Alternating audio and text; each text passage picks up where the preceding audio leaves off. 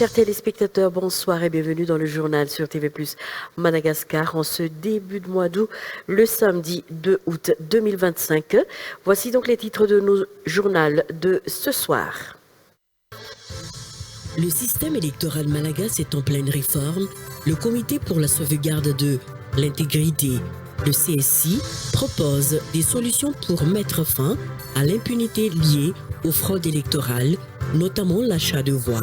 Certaines de ces propositions visent à requalifier juridiquement ces pratiques afin qu'elles soient considérées comme des actes de corruption.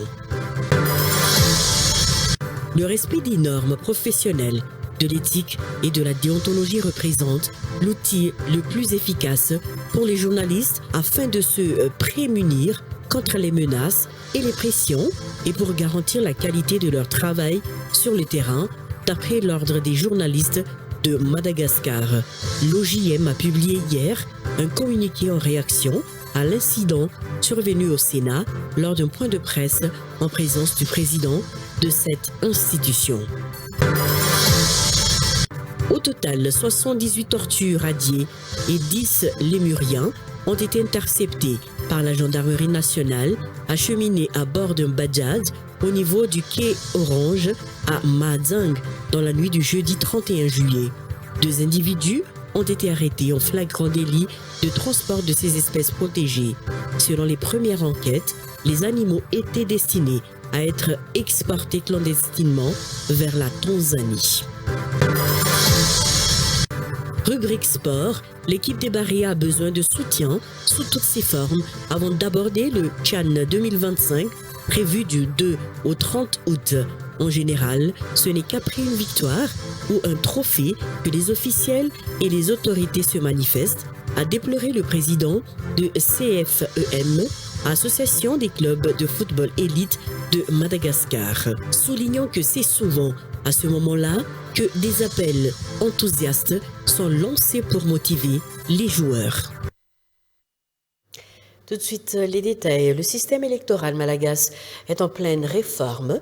Le Comité pour la sauvegarde de l'intégrité, le CSI, propose des solutions pour mettre fin à l'impunité liée aux fraudes électorales, notamment l'achat de voix. Certaines de ces propositions visent à requalifier juridiquement ces pratiques afin qu'elles soient considérées comme des actes de corruption. Ce changement permettrait au Bureau indépendant anticorruption et au pôle anticorruption d'intervenir. Le point avec Abraham Razafi. Le Comité pour la sauvegarde de l'intégrité, le CSI, a remis hier 10 propositions à la Commission électorale nationale indépendante, la CENI, lors d'une rencontre au siège de l'institution à Alarbi. Parmi ces propositions figure une mesure majeure, faire reconnaître l'achat de voix et d'autres fraudes électorales comme des actes de corruption à part entière. Selon Jean-Louis Ndjamifidji, président du CSI, cela permettrait au Bureau indépendant anticorruption de mener des enquêtes et aux auteurs d'être jugés par le pôle anticorruption. Autre point soulevé, le délai très court de 10 jours pour déposer un recours après les élections, couplé à la difficulté de rassembler les preuves. Le CSI entend donc proposer un assouplissement des procédures, notamment en allongeant les délais en facilitant le dépôt des plaintes. Actuellement, la CENI recueille les propositions de différents acteurs électoraux dans le cadre d'une possible révision du cadre juridique des élections. Plus d'une centaine de contributions ont déjà été enregistrées. Les consultations seront menées avant l'élaboration d'un texte final à soumettre au Parlement. Toujours dans l'actualité de ce jour, le respect des normes professionnelles, de l'éthique et de la déontologie représente l'outil le plus efficace pour les journalistes afin de se prémunir contre les menaces et les pressions et pour garantir la qualité de leur travail sur le terrain. D'après l'Ordre des journalistes de Madagascar, l'OJM a publié hier un communiqué en réaction à l'incident survenu au Sénat lors d'un point de presse en présence du président de cette institution le 30 juillet dernier à Anoussi. Reportage et résumé avec Elisa Herman. Les journalistes ne sont ni parlementaires ni juristes. Leur mission consiste à collecter et à diffuser des informations recoupées, à poser les questions pertinentes qui appellent des réponses de la part des responsables, a souligné l'OJM, l'Ordre des journalistes de Madagascar. L'Ordre a rompu le silence face aux propos tenus par le président du Sénat en réponse à une question posée par un journaliste lors d'une interview avec le président du Sénat à Anoussi. Le principe de redevabilité auquel sont soumis les responsables étatiques implique qu'ils répondent aux interrogations et aux attentes de la population relayées par les journalistes à travers leurs reportages, souligne l'Ordre des journalistes dans ce communiqué. Ce dernier considère que toute tentative de pression ou d'intimidation exercée à l'encontre des journalistes constitue une violation de la liberté de la presse. L'Ordre des journalistes rappelle que le droit des journalistes à collecter et à diffuser des informations est un pilier fondamental de la démocratie et que les institutions de l'État devraient être garantes de ce droit. L'OJM réitère sa sensibilisation pour que les journalistes respectent les normes professionnelles, l'éthique et la déontologie pour se protéger face aux intimidations et autres formes de pression sur le terrain. Au total, 78 tortues radiées et 10 lémuriens ont été interceptés par la gendarmerie nationale, acheminés au bord d'un bajaj au niveau du quai Orange à Mahazang dans la nuit du jeudi 31 juillet. 2 individus ont été arrêtés en flagrant délit de transport de ces espèces protégées. Selon les premières enquêtes, les animaux étaient destinés à être exportés clandestinement vers la Tanzanie. La direction régionale de l'environnement et du développement durable à Bouéni a pris en charge les animaux. Ces animaux seront transférés dans un centre spécialisé afin de recevoir des soins appropriés et de bénéficier d'un suivi sanitaire. Gracia Anjet-Situirne. Dans la nuit du 31 juillet, vers 21h, 78 tortues radiées et 10 lémuriens de l'espèce Kidutsibak ont été saisies au port de Mahazang par la gendarmerie nationale alors qu'ils allaient être exportés illégalement vers la Tanzanie. 2 hommes ont été interpellés dans cette affaire, dont l'un conduisait le bajaj et l'autre en était le convoyeur. Les autorités sont toujours à la recherche des cerveaux derrière ce réseau de trafic d'espèces protégées, selon la gendarmerie nationale. Depuis le début de l'année 2025, 456 tortues destinées à l'exportation illicite ont déjà été saisies dans la province de Mahazang.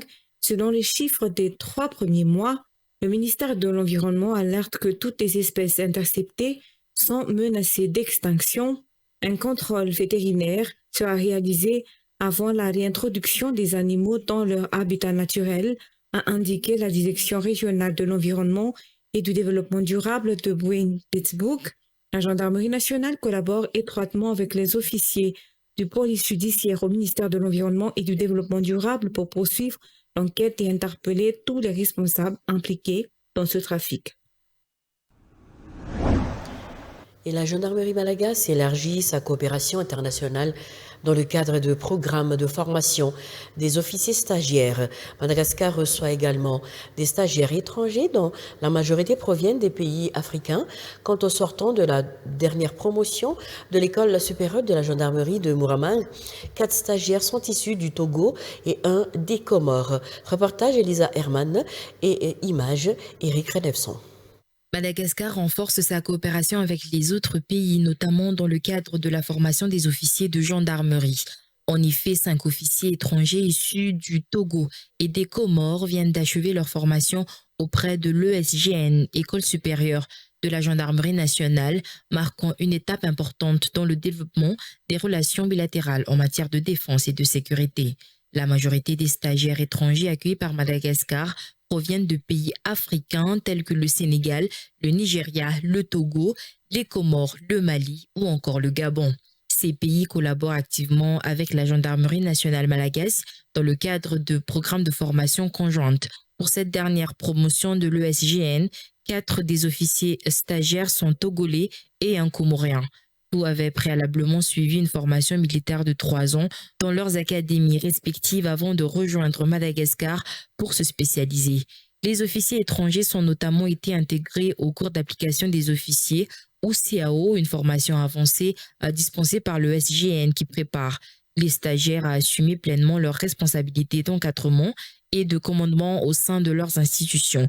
Parallèlement, Madagascar envoie également ses propres officiers en formation à l'étranger, non seulement dans plusieurs pays africains partenaires, mais aussi en France et jusqu'en Inde. Selon le commandant de l'ESGN, la coopération internationale en matière de formation se déroule dans un climat de confiance et de stabilité.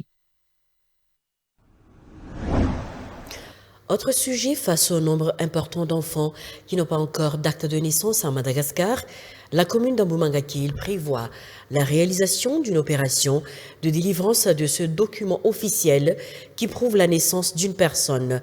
Cette opération est cruciale pour la reconnaissance de l'identité des enfants et pour leur accès à l'éducation, aux soins de santé et à d'autres services essentiels, selon le maire d'Ambumangakil.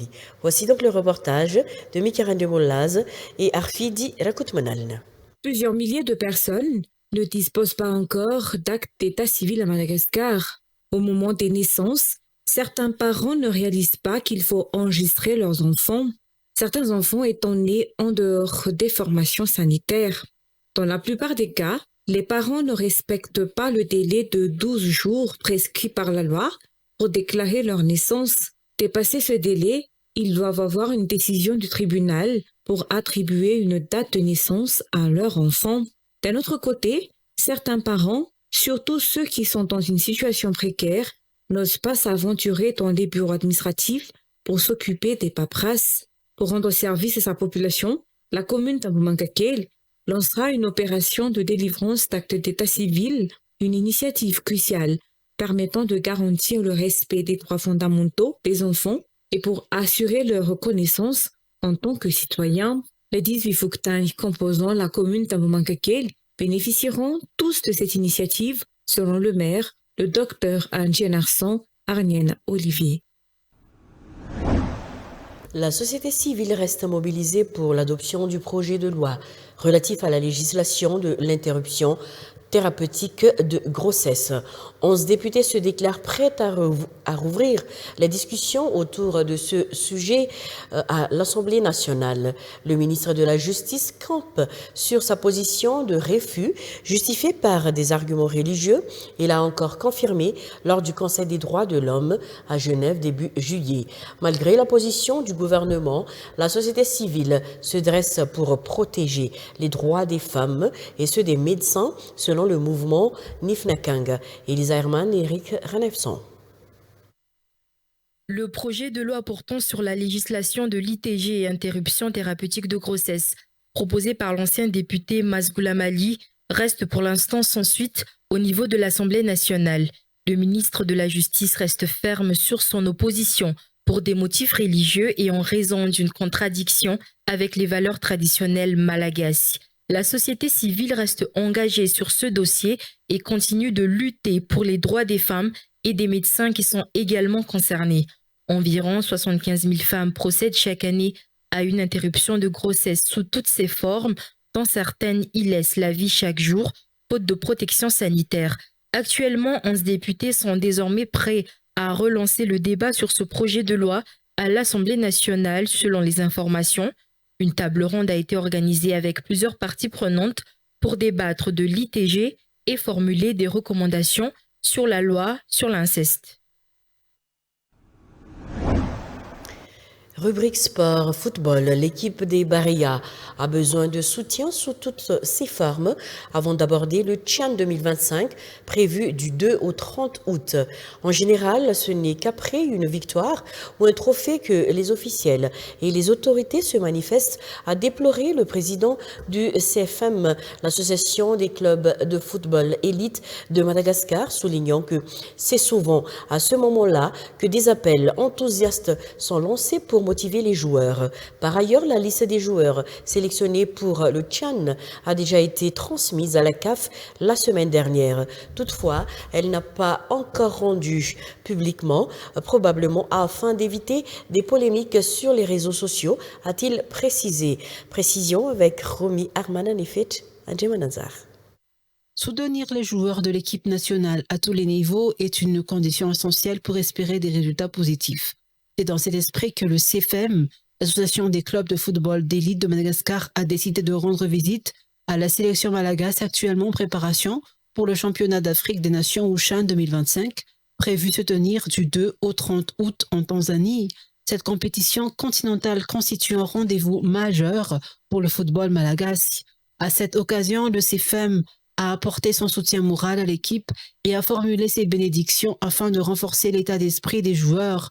Selon les responsables du CFM, il est grand temps de changer les mauvaises habitudes. Trop souvent, les responsables officiels, les autorités sportives ou même les supporters attendent que l'équipe remporte un trophée avant de manifester leur présence ou leur soutien. Une approche réactive jugée inappropriée par le président du CFM, Nsura Kotoarmanan. Face à cela, le CFM souhaite inverser cette tendance en lançant un appel fort à la mobilisation autour des Barilla dès maintenant. Le soutien précoce est crucial pour renforcer la motivation des joueurs sélectionnés qui porteront haut les couleurs de Madagascar. Concernant la liste officielle des joueurs retenus pour le Chan, elle a été transmise à la Confédération africaine de football, la CAF, la semaine dernière. Cependant, la Fédération malagasy de football ne l'a pas encore publiée publiquement. D'après les propos du président, cette décision serait motivée par la volonté d'éviter toute forme de polémique ou débat inutile sur les réseaux sociaux. Enfin, le coup d'envoi du tournoi approche à grands pas. Madagascar entamera sa campagne dès le 3 août avec un premier match décisif contre la Mauritanie. Le match se jouera en Tanzanie à partir de 20h et l'espoir d'un bon départ est grand. Toute la nation est appelée à se mobiliser pour encourager les Barilla. Et oui, c'est la fin de ce journal. Merci de l'avoir suivi. À 19h30, notre prochain rendez-vous sur TV+ Madagascar dans Nivovo. À tout de suite.